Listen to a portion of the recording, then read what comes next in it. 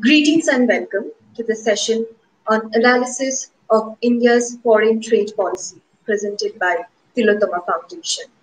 I am Abhirupa Datta, Technical Support Coordinator, Tillotoma Foundation. Tillotoma Foundation is an academic and cultural organization that works globally. It is engaged particularly in international relationship, financial, environmental, scientific, strategic, and defense policy. The principal speaker at this session will be Ambassador Ashok Sajjanhar, former Indian ambassador to Kazakhstan, Sweden, and Latvia. This session will be monitored by Ms. Maria Osterloh. Yes. Thank you so much. Let me request. Yes. Ms. Maria, can you proceed with the session? Sorry. Yes, thank you so much. Sorry, there has been some technical issues. Actually, this is an honor for me to be together with Ambassador Ashok Sajjanhar, and I think his speech will be very important to know more about and to understand and have a better knowledge of Indian trade policy, and I think he will address this very good and excellent. Welcome, Ambassador. Thank you for joining us today. Thank you. Thank you very much, Maria, and thank you very much, Abhirupa, and thank you very much, Tillotoma Foundation, for inviting me to deliver this talk on India's foreign trade policy. It's a very important subject, and it's been receiving a lot of traction over the last several months, particularly since the world has been struck by COVID-19. So what I've been told is that I'll speak for about 40-45 minutes.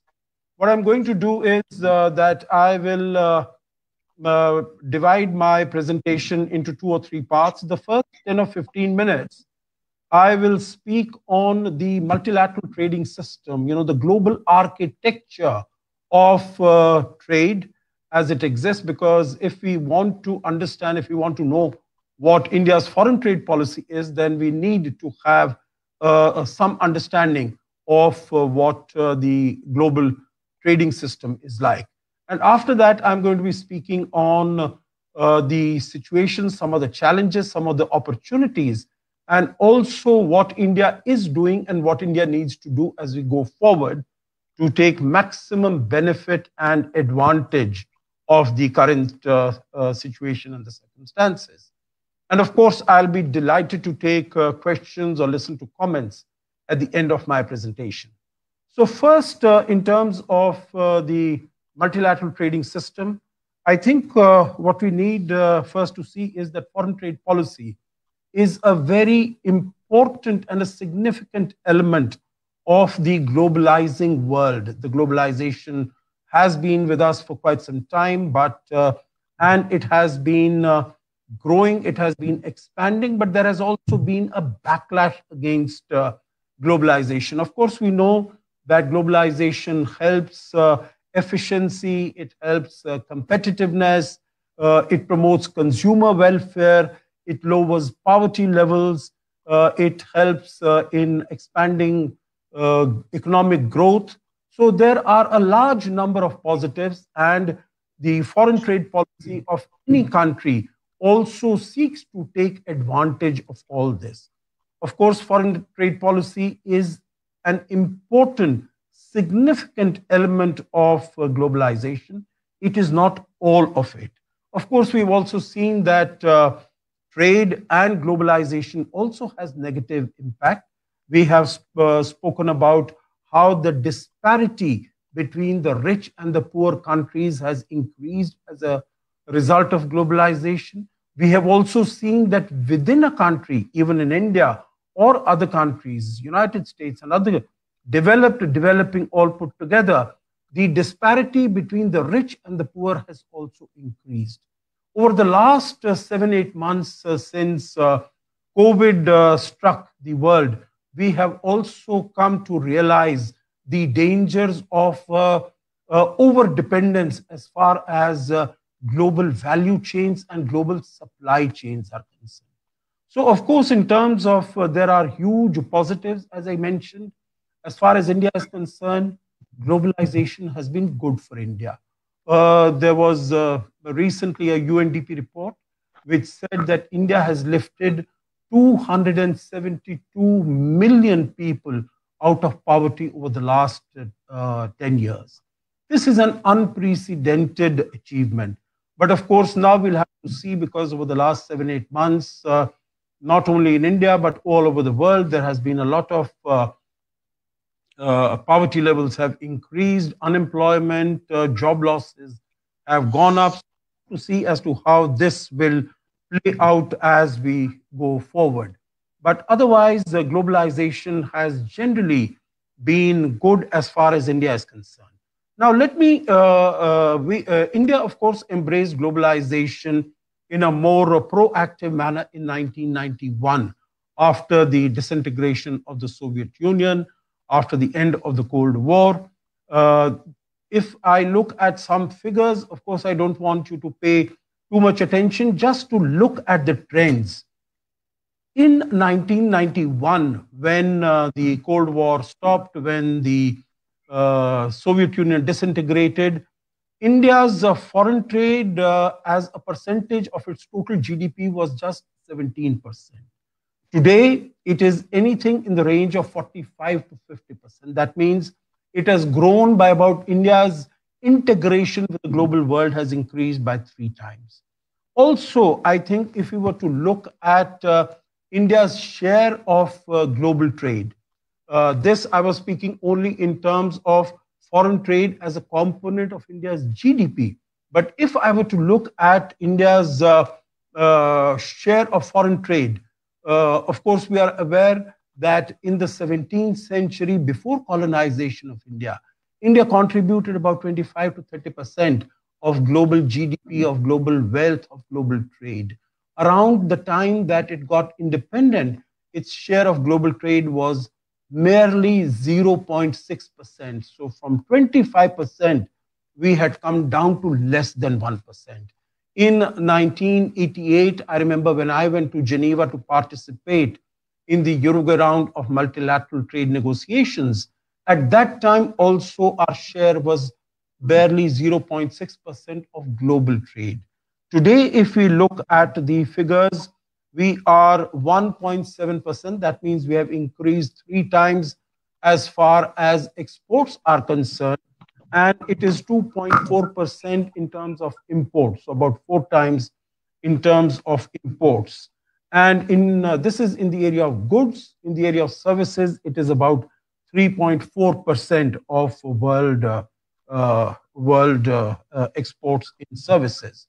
There is, of course, a huge correlation. If we were to look at India, look at different states, there is a huge correlation in terms of the exports that go out of a particular state and the GDP per capita of its people. The only exception is Kerala, because it gets much of its funding through remittances from the Middle East, particularly. So exports are extremely important for the economic growth and development of a country. Earlier, we used to think India is a large country. It has a huge domestic economy. So we don't really need to be concerned or bothered about foreign trade or exports. That theory, that assessment has been completely rejected. And it has been proven beyond doubt that if any country wishes to grow, then it is exports are a very important element of that. So let us look at global architecture. Of course, earlier, immediately after the Second World War, we had what is known as the General Agreement on Tariffs and Trade, or GATT for short. So it came into being in 1948 on 1st of January. 23 countries were the original members, and then the numbers kept on increasing. But it was GATT was a contract. It was a provisional instrument. It was an interim instrument. It was not at the same level as the IMF or the World Bank, which were global institutions. GATT was not a global institution, it was a contract. I don't want to go into detail because time is limited. But at that time, there were 23 countries. Today, the membership is 164 countries. So by and large, most of the world is a part of the, at that time, the GATT. Now it transformed into the WTO, but I will come to that a little later. So very quickly, going from 1948 to 1995, when we had the World Trade Organization, what was known that there was initially, it was only the developing countries which used to negotiate amongst themselves. They used to negotiate only in terms of tariffs, in terms of the custom duties at the border, because they were the ones, the big countries who were trading with each other. Developing countries like India and many others, they were not really significant players in the global trading system as such. So they used to agree amongst themselves on reducing tariffs, and developing countries would sign on the dotted line because they were not required to undertake any obligations whatsoever. So there were 6 rounds of this nature till we came to the 7th round, which is known as the Tokyo Round, and that happened in 1973. What happened in that case? It was not only negotiations on customs tariffs at the border, but also industrial domestic policies were also discussed in this round. So we had what were known as agreements on anti-dumping, agreements on subsidies, agreements on countervailing duties. That means policies that government took in terms of their domestic industrial management. They also became a part of the global trading system. This did not work very well because countries were undertaking what was known as an a la carte approach. There were 6, 7 such agreements. So different countries would go and sign different agreements. If they found that some agreements they were not comfortable with, they would not sign that. So it came to be known as an a la carte approach. And what it meant was that different countries had different level of rights and obligations. And this was found that this was not a good thing because all the countries should really be on the same page. Then we came to what was known as the 8th round, which is the Uruguay Round, which is, in my view, the most substantive round of global trade negotiations that took place. It went on from 1986 till 1994, so about 8 years.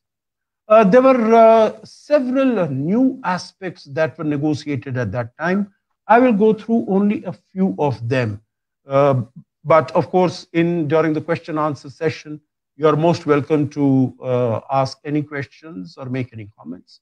The most important thing in my view was that the dispute settlement system in the GATT, in the General Agreement on Tariffs and Trade, was not working very well.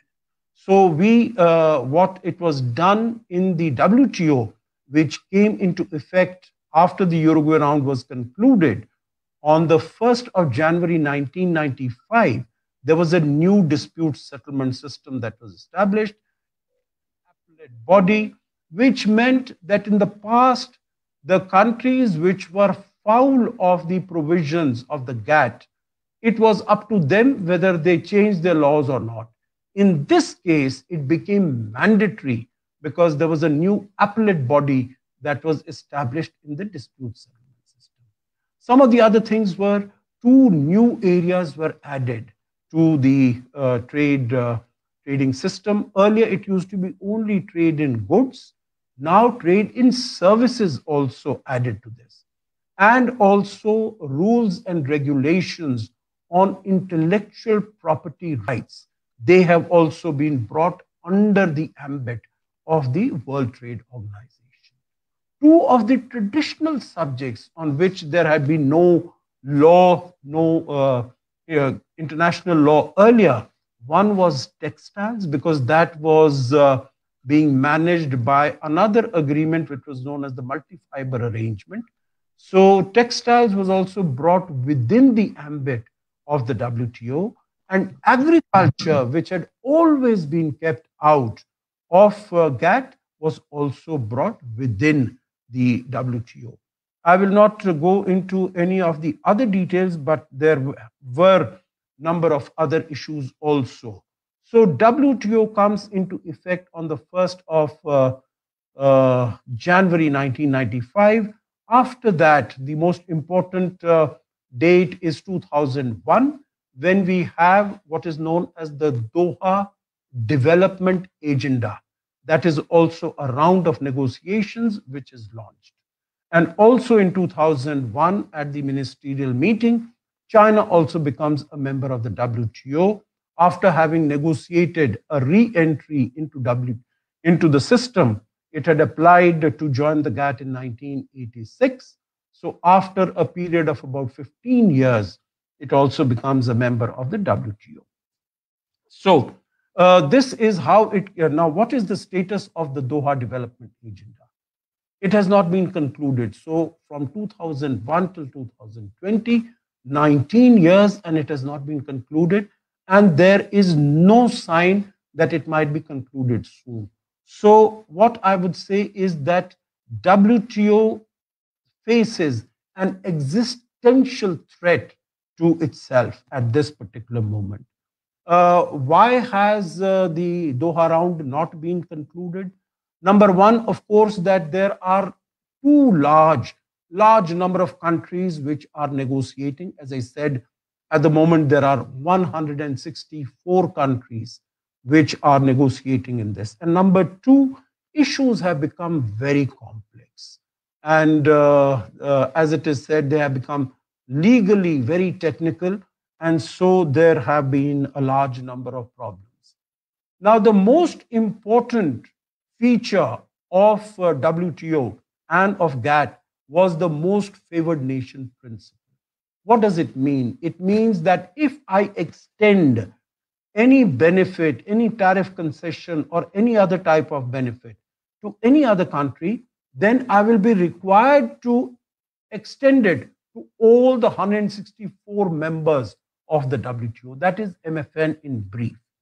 Now what has started happening is that instead of multilateral extension of all concessions, tariffs, etc., now we are coming to plurilateral agreements, which means a small group gets together, it agrees amongst itself, it lowers tariffs and provides preferential treatment of trading in goods, services, investments, etc., to each other. The most important elements, the most important preferential trading arrangements currently, I will mention three of them. One is the USMCA, that is the US-Mexico-Canada Free Trade Agreement. Earlier it was known as the NAFTA, but when Mr. Trump came, he got it renegotiated. Now it is known as USMCA. The other is CPTPP, which is a comprehensive, progressive, Trans-Pacific Partnership. Earlier, it was just TPP, Trans-Pacific Partnership Agreement. When Mr. Trump came, he withdrew from that. America withdrew. So the 11 members, remaining members, they have become, they renegotiated it, and it has gone into practice. And the last one is RCEP, the Regional Comprehensive Economic Partnership. And I'll come to that in some detail because India negotiated from 2012 to 2019. And then in November last year, we decided not to join it. So these are the three which are being negotiated. USMCA has already been negotiated. CPTPP has also been negotiated. RCEP, it is in the last stages. What they are doing is that they are setting standards for industrial products, which are known as the technical barriers to trade, which are justified up to an extent, and also standards in vegetables, fruits, agricultural products, which are known as the SPS, the sanitary and phytosanitary standards. India is not a part of any of these. So if we want to be a part of standard setting rather than a part of standard taking, then we need to engage ourselves in all these issues. Now, let me come to India. I spent about 15 minutes or so on the international trading architecture as it exists. Now, let me come to India. So what are the objectives of India as far as its trade policy is concerned? Number one, the poor people, the dispossessed, that we ensure that their lives become better. So whatever we are negotiating in terms of the provisions of these laws, rules, regulations, we are able to become, their life is able to become better. In any case, it doesn't get worse. The second is that when you are negotiating and you enter into an international agreement, you give up some of your sovereignty and you get some benefits. So here the idea is that India should be able to maintain that negotiating space as far as its own making its own laws and regulations for this lower segment of its society is concerned. So these two are, I would say, are the basic objectives, that we want to have that political space, that flexibility to be able to make laws, so that we don't enter into any international agreement which would in some way limit our possibility of making such laws. Now, if we are looking at what are the targets we have set, as all of us know, India's GDP today is in the range of $3 trillion. We are the 5th largest economy in the world. In terms of purchasing power parity, our GDP would be in the range of about 10 or 11 trillion dollars, and that would make us 3rd largest economy in the world. So in that, our exports are 300 million or so. They have stayed at that level from 2011 2012. We have not been able to increase our exports significantly since then. So which means that our exports today are about 10% of our GDP. When we talk of a $5 trillion economy, then after about 5-6 years, now with COVID-19, maybe we will have to extend that target date. When we are talking about $5 trillion, then we have said that it would also comprise of $1 trillion in exports, which means that it would be 20% of our GDP. So today, our exports are 10% of GDP. After 5 or 6 or 7 years, when our GDP increases to 5 trillion, our exports are to jump to 20% of our GDP. So this is the challenge that we have, and the surrounding that what we have is, we have the US-China trade war. We also saw that in 2018, the United States imposed tariffs on our steel, 25% tariffs on our exports of steel, 10% tariffs on our export of aluminium. In 2019, last year, it even withdrew the benefits that we were getting under what is known as the GSP, the Generalized System of Preferences, that were also taken away from us. So this is the situation sorry, that we face today. Now, India, we must recognize, has always been a purist. Purist in the sense that we have been reluctant to engage in these free trade agreements, in preferential trade agreements, because we have said that we should operate by the MFN, which is a part of the GATT and the WTO provisions.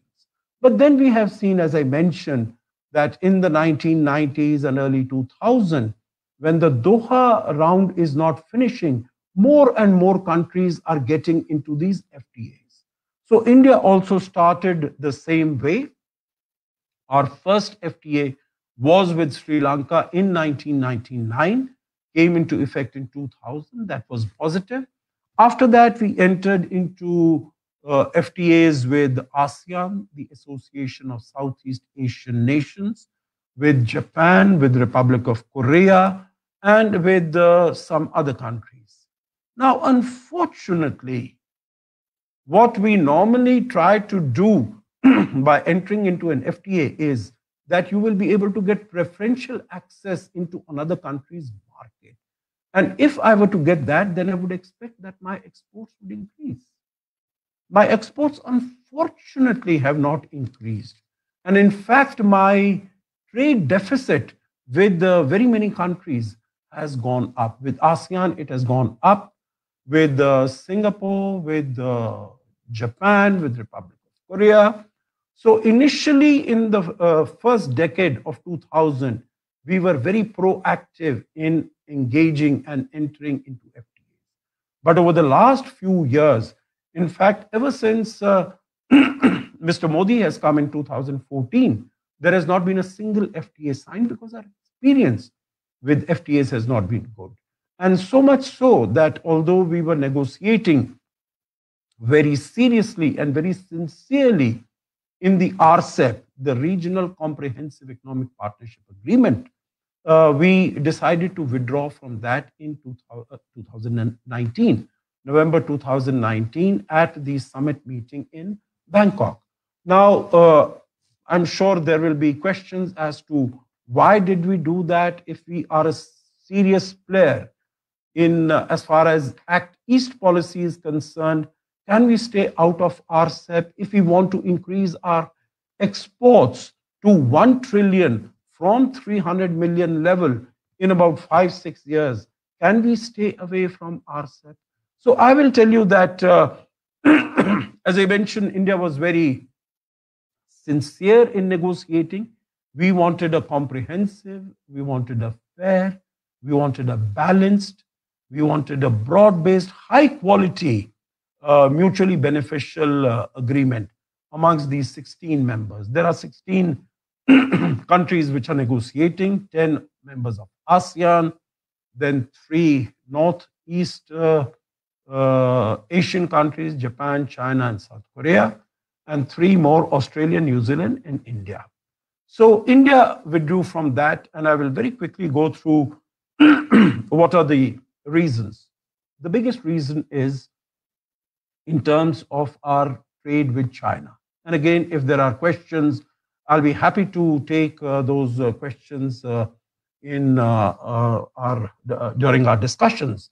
But the problem as far as China is concerned is that if we have, China is one of our largest trading partners, but also we have a huge trade deficit with China. If, for instance, last year or year before that, we had a trade of $90 billion with China, then India was exporting only $15 billion and we were importing $75 billion, which means that every year there was a trade deficit of about $60 billion. That is not sustainable. That is not viable. And we have told China, China has not done anything to that. We have many goods, services which we are exporting around the world. As I said, our exports today are in the range of $300 billion. But to China, it is only $15 billion. So there is much more in terms of IT services, in terms of pharmaceuticals, in terms of agricultural products that we can supply to China. But we could not do because there are these non-tariff barriers in China which are stopping our exports. So one is this would have meant that even without an FTA with China, we have such a huge trade deficit. What if we were to sign an FTA? Then, of course, our market would be inundated by low quality, cheap products from China. That was a big issue. The other was the trade deficit. As I said, we have a trade deficit with most of these countries, with the 10-member ASEAN, with Japan, with Korea, with Australia. So much so that our total trade deficit with the 15 other countries of RCEP was in 2017-18, it was in the range of $105 billion. Out of that, of course, $55 to $60 billion is accounted for by China. But this comprises about 65% of India's total global trade deficit with all the countries. So it is huge. And this was one particular problem. The second issue was that we wanted some market access into the countries that we were negotiating with China, with ASEAN, for our services, for our people to be able to go and deliver, for travel of our professionals, temporary movement of our professionals. This, unfortunately, these countries were not able to accede to our demand, to our request. And so when we saw that there was a demand from their side to bring down our tariffs, but there was no commensurate steps taken by them to make our exports of services into their market, make them attractive for us, then of course we saw that it was not a balanced agreement that was emerging. And lastly, there were a number of sectoral issues, because as I mentioned, agriculture is very important for us, because the bottom 300 million people in India, many of them are hand-to-mouth subsistence, and they live in the rural areas. So there they are dependent upon small pieces of land of agriculture. So if we are getting agriculture at highly competitive prices, very low prices, whether it is wheat or it is butter or it is milk from Australia and New Zealand, then of course it would have a very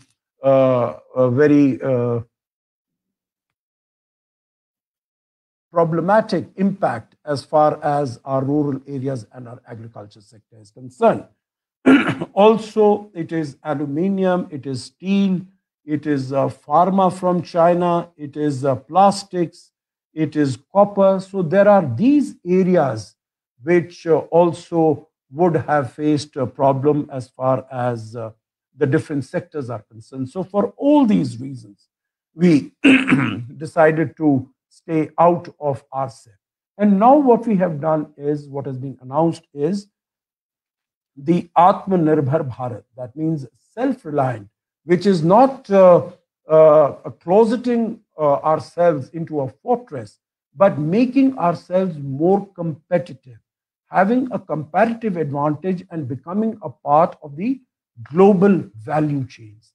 And I think the circumstances today are good, are opportune, are optimal, because after COVID-19, we have seen that there are huge question marks on supply chains in China.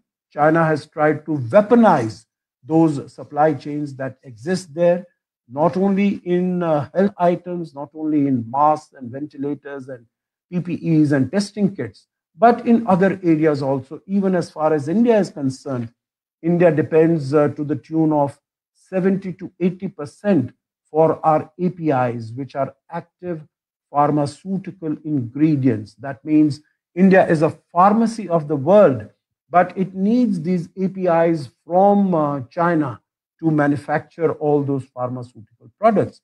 So there is a huge dependence on China. Also, as far as even developed countries like the United States, they are dependent on China to the extent of 94% for their antibiotics. So there has been, countries have realized that there is an over dependence on China. So they want to expand their area of operations. And in that sense, India stands a good chance. There have been a number of studies and analytical work that has been done. And in that, it is mentioned that India stands a very good possibility Of course, India needs to do its own homework. And again, I could go into greater detail in the question answer session.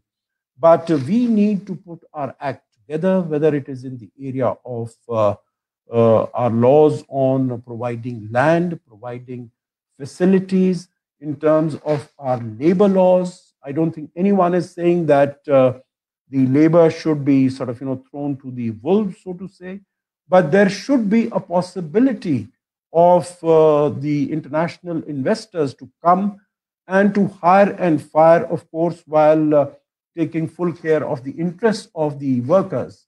So change in labor laws, change in land laws,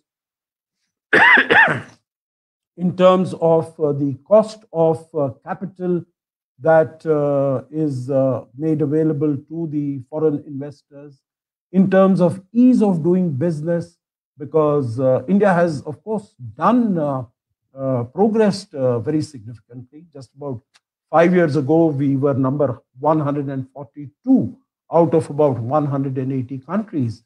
And over 5 years, we have moved from 142 position to 63rd position. So that's been very significant improvement as far as ease of doing business is concerned. But still, I think we need to do much more. We need to come within the first 30 nations in terms of ease of doing business. And that will prove to be attractive as far as foreign investors are concerned. But that having been said, let me share now that I have about 10 minutes left to go. What is it that India can do? It has moved out of RCEP. We have started on the Atmanirbhar program. What is it that India can do? I think India also needs to look very seriously at some of the bilateral and regional FTAs that we have been negotiating, that have not been able to move forward in a very significant way, but where I feel that the timing is right because of all the changes that are taking place. I mentioned about getting more supply chains in India. I think the changes that are being made in India to attract foreign investment, that is also happening. And there is a positive build-up of the international business sentiment as far as India is concerned. So let me briefly mention 3 or 4 FTAs where we need to put greater attention. And I think India is doing that because in recent months, there have been meetings that have taken place and there is forward movement that has been done. So the first is on our limited trade deal, what I would call an early harvest. That means not having a full FTA with the United States, but having an early harvest, a limited trade deal of 50 to 100 items. Now, this was mentioned by our Commerce and Industry Minister, Mr. Piyush Goyal, in the month of July when there was an Ideas Summit. The viewers would recall that we have been discussing this when Prime Minister Modi went to Houston last year in February. There was discussion on this, whether this could be signed at that time. No, that was in September of last year. It was being discussed. Then when Mr. Trump came here in February of this year, then also it was expected that a limited trade deal might be signed, but that did not happen. But Mr. Piyush Goyal, the Industry Minister, Commerce Minister, said that we are very close to it. So maybe even before the election or soon after the US presidential election, this could be signed. So I think this would have a huge advantage because the United States is our biggest trading partner in goods and services. It is about $150 to $160 billion. And notwithstanding the fact that our exports otherwise have stayed stagnant, they have been increasing as far as the United States is concerned. For instance, our exports to US accounted for about 11% in 2011-12. Today, they are about 17%, and they have even grown during 2019-20, when our exports to all major markets have come down, but with the United States, they have gone up. This United States currently has FTAs only with 15 countries.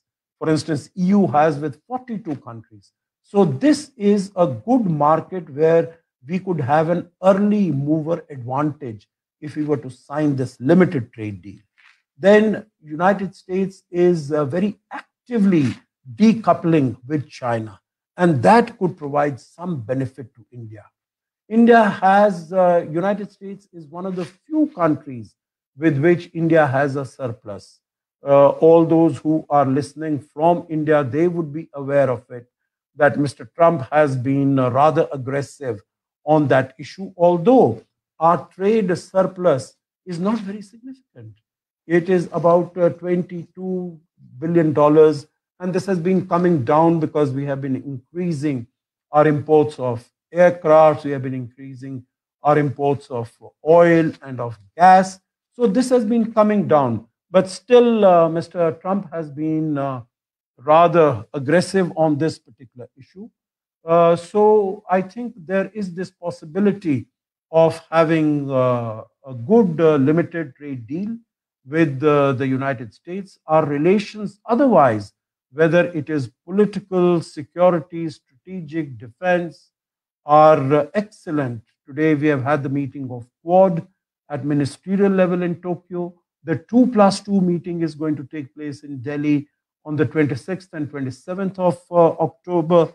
So I think things are going well. We need to prepare for it. I'm sure both the governments are working on it, and they would know what are the areas where they can go in and where they what would be difficult. For India, agriculture would be a problem. Digital agreement would be a problem. Again, if there are questions, I'll be happy to respond to that. The second country with whom I would say we need to look positively and actively to sign an FTA is the United Kingdom. Because after Brexit, it is looking around to sign FTAs, free trade agreements with other countries. And those countries which already have an FTA with EU, etc., they would, of course, be of benefit. But India is a big market. Although it must be recognized that the importance of UK in India's foreign trade has been coming down. Till about 2 decades ago, it was the second place in terms of trade with India. Today, it has slipped to the 16th place. So there is a great deal of potential and many things that we can do together. Of course, in terms of familiarity with business practices of the two countries, the common legal frameworks, the huge investments. India is a huge investor in the United Kingdom. In fact, Tata is the single largest employer of manufacturing jobs in the United Kingdom. So India has an important place there. I think one of the most important things would be is that if we are able to finalize this with the UK, because some of the issues that we had with the EU, they don't exist with the UK. So I think we will be able to take it forward. Now, we also would have an early mover advantage because the United Kingdom has not finalized very many free trade area agreements. For us, the most important thing would be to get a level playing field in the area of textiles. Why do I say that? Because countries like Pakistan, like Sri Lanka and Philippines have an enhanced GSP entry into the UK market. India has only GSP, so we get this preference. Pakistan and Vietnam, Sri Lanka and Philippines have a much bigger advantage when they go to UK. And Bangladesh has an even greater advantage when it goes there. So we have to get a level playing field as far as the area of textiles is concerned. So the other two areas, and I'll finish in 2 minutes before I invite questions for this, is of the European Union. We have been talking about it. There was a meeting in July between the two sides, and both the sides gave much importance to this. We have been negotiating since 2007, so it's been 13 years, and I think both of us know what our bottom line positions are. I think that should help us under the current circumstances. And the last one is Australia, and there also the summit took place in early June, and progressing negotiations on the Comprehensive Economic Partnership Agreement, or CEPA, that was spoken about. So I think those are areas where we need to move forward. India needs to move forward.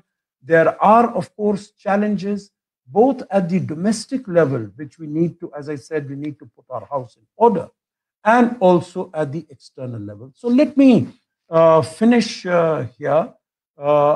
It's a very vast subject, and of course, I have just flagged some of the issues in terms of the challenges that India faces, but also the opportunities and what it is doing today. So, I would be open to questions on issues that I have discussed, I have spoken about, or even on issues that I have not touched upon because of the paucity. So thank you very much. Maria, floor is now yours, and I'm happy to take questions. Thank you. Thank you so much, Mr. Ambassador Ashok. This has been a very enriching lecture on the multilateral global trading system and the challenges and opportunities that India faces right now.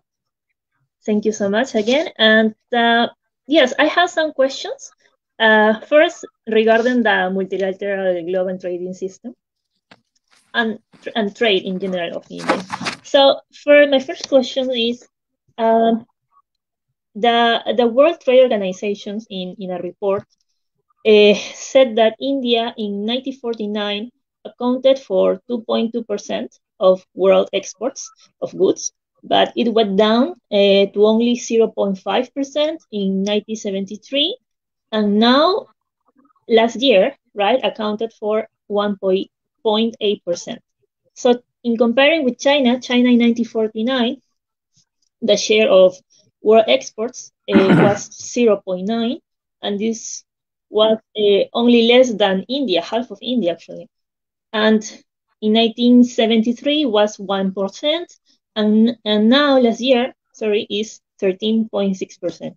So China implemented in 1979 economic reforms and opened to the world, right? So India began this in 1991. So how can India again achieve greater participation in world trade, and how can India use more its cheap labor force? Okay, excellent question, Maria, and you're right. These are the figures that I also mentioned, that 0.6%. You mentioned 1973, I mentioned 1988, 1991, and today we are 2.7% in goods, but we are about 3.4% in services, because that is an area where we have an advantage over many other countries, including China. Now, India has basically, again, I referred to that in briefly, that India has basically focused on its domestic economy. And we had thought that our economy is so large, domestic economy, the demand is so huge, that we don't really need to be dependent upon exports and upon the external world. But we have realized that no country can grow, big or small, without focusing on exports. Earlier, it used to be thought that ASEAN countries, which have smaller number of people, smaller population, smaller market, they need external markets to grow. Similarly, it was thought for Japan, small country, but they can produce for the world. But as far as bigger countries are concerned, they have their domestic markets, which will be sufficient. But then we have realized that that is not the case. That is why, what I mentioned today, we have $300 billion of exports out of total GDP of 3 trillion. So which is 10% of our GDP. And what we are now planning to achieve is 20% of our GDP. That is $1 trillion of exports when our GDP is 5 trillion. And the whole aspect, again, what I briefly referred to, both about the Atmanirbhar Bharat as also the various trade deals that I have mentioned, whether it is the limited trade deal with the United States, whether it is the trade agreement that we work upon with the United Kingdom, whether we have trade deals with ASEAN. As I mentioned, that has not been particularly helpful because our trade deficit has continued to grow. Trade deficit has continued to increase. Our exports have not increased so much. Our imports have grown up very significantly. So we are going to review our trade agreement with ASEAN, and they have agreed to that. We are going to review our trade agreement with South Korea so that we make it a more balanced agreement so that our exports can increase. But along with that, all these agreements are only beneficial to the extent that our industry is competitive. So we have to make our industry competitive by all that I mentioned in terms of reform in labor laws, making land available, making capital attractive to foreign investors, improving the ease of doing business, etc., etc. And all those things are being done. And I think the government appears to be in a very serious frame of mind as far as that is concerned. Of course, COVID-19 has put very many obstacles in our path. But, those who are watching the Indian scene would have seen that number of states like Uttar Pradesh and Karnataka and Madhya Pradesh, they have taken number of changed laws as far as labor provisions are concerned. Yeah. Thank you. Interesting answers. Thank you very much. Okay, now regarding the WTO, what is your opinion about this organization? Some countries are criticizing it and weakening this organization, right? So what can be done to strengthen its role in the world trade system? Well, as I mentioned, that the WTO faces an existential crisis.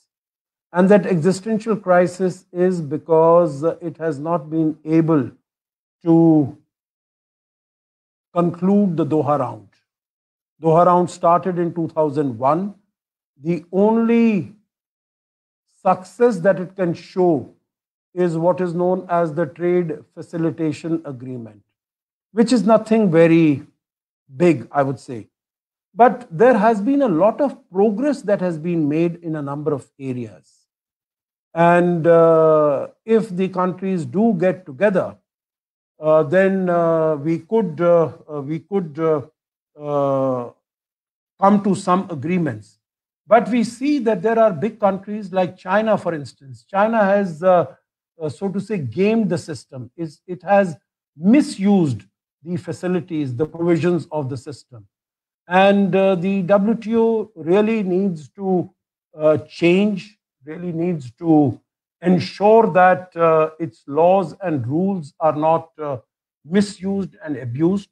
And it is because of that that we have countries like the United States taking these trade measures without going through the WTO.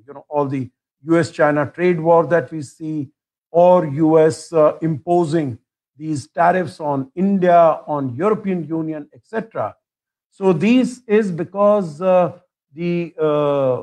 WTO has really not, I think the crisis of credibility in WTO is something similar to the crisis of credibility in the United Nations system as a whole. So there is, that has lost credibility, WHO has lost credibility, WTO has lost credibility. And now, of course, as I said, the crowning achievement uh, of the WTO agreement, which came into effect on 1st January 1995, was its dispute settlement body with the appellate body.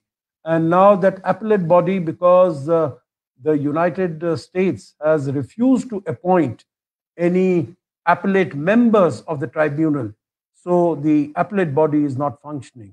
So the dispute settlement system is also dysfunctional. So I think that there are very serious problems as far as the structure of WTO is concerned.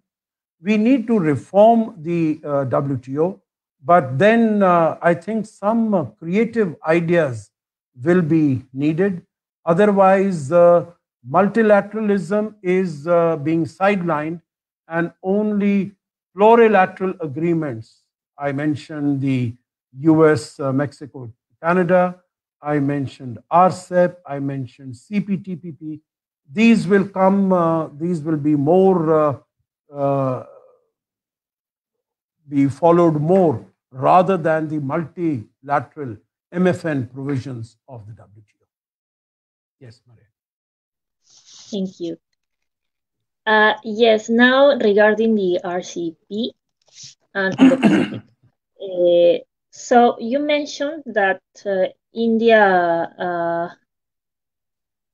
did not want to join the RCEP because of some reasons. One were the increase of products from China in the Indian market, the great deficit you have with China. So this was not a balanced agreement, you said, and there were some sectors, sensitive sector, agricultural products like meal, butter, and also steel, plastic, and obviously the over dependence of China not to increase. You gave an opinion of why India not joined the RCEP. In that case, without India, probably China economic presence in the region, in the Asian region, will become bigger. Do you think India has a role in containing China, as many say? I will not say containing China because in every sense, China is a significant trading partner of India. As I said, we have about $90 billion of trade so far. Of course, now there's been a move to curtail our imports from China because it is unsustainable. As I mentioned, $60 billion trade deficit. It is unsustainable. So, there is a move to curtail those imports from China.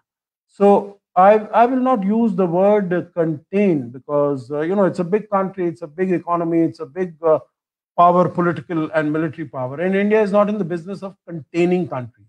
But what we are looking at, and what our External Affairs Minister also said today, that we are for rule of law in international affairs. And what we have seen in a number of cases, China has not been following the rule of law. You look at the South China Sea, for instance, and they want to, it's a huge body of water, 3.9 million square kilometers, and they want to treat it as a Chinese lake. They say that because of historical reasons, their ownership extends more than 1,000 kilometers from the borders. The international law doesn't say that. And Philippines had taken China to the international body, the Permanent Court of Arbitration. And China, the verdict was totally against China. But China has refused to abide by that. So I think you can see a large number of areas, whether it's also action against India. There has been a line of actual control. There have been a number of agreements, bilateral agreements. But still China came and acted totally against all of those agreements. Its imposition of the national security law in Hong Kong, There is an agreement that it has signed with UK, which has been registered with the United Nations, but it went against all those. So I think the countries, the international community, needs to get together to impress upon China and to pressurize China that it should follow the international law, the rule of law. And when we are talking about Indo-Pacific, that it should be open, it should be transparent, it should be there should be freedom of navigation, etc. So I will not say contain China in any sense, but to come to the other part of the first part of your question, in my view, an RCEP without India doesn't really mean much, because all these countries, ASEAN has an FTA with China. Japan has an FTA with China. ROK also has an FTA with China. All of them have an FTA with China. So the RCEP would really have meant an FTA between India and China, because that does not exist so far. And by India's moving out of RCEP, it means that this will not happen. So I think the other members, the 15 participants, they also should look at how they can try to accommodate India's interests and India's concerns. And still at the time when Prime Minister Modi announced in Bangkok last year that we are withdrawing, it was the chair of that meeting, the Thai Prime Minister. He said, we will continue our conversation and we would still like India to come back.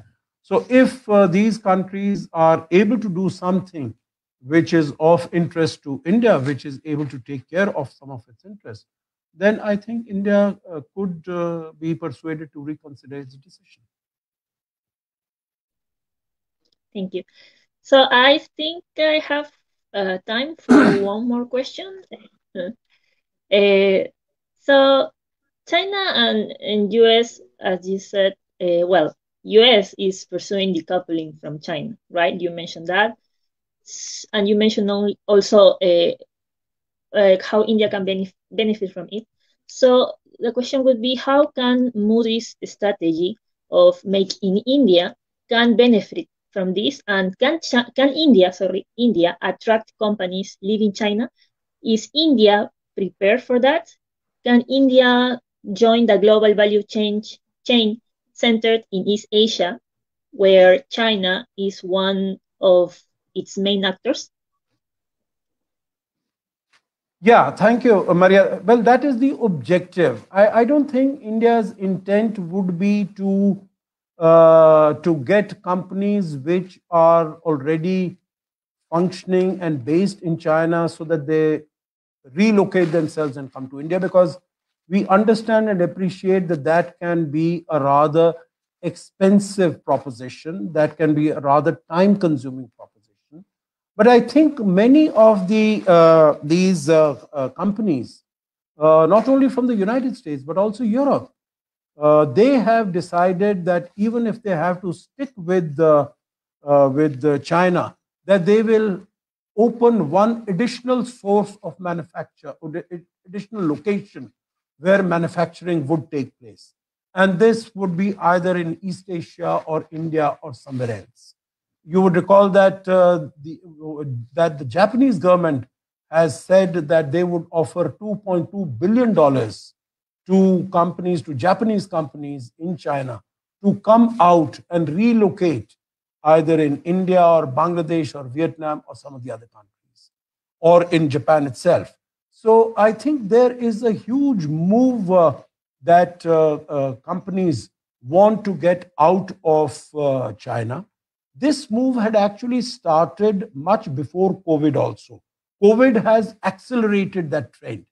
Even when the US-China trade war started in 2018, then many companies, European and American and others, they had thought that China was becoming very unpredictable, being there, and their biggest market, that is the United States, being close to them, that was proving to be very difficult. So in any case, they had started moving out from there, because the certainty, predictability, and profitability of being in China, that was all those positives were being taken away from them.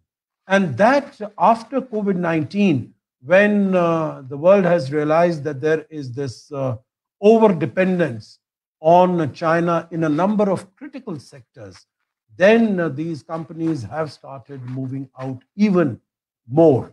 And I read that there was a recent report by Nomura Securities where they said number of companies are moving out, and India is one of the favorite destinations.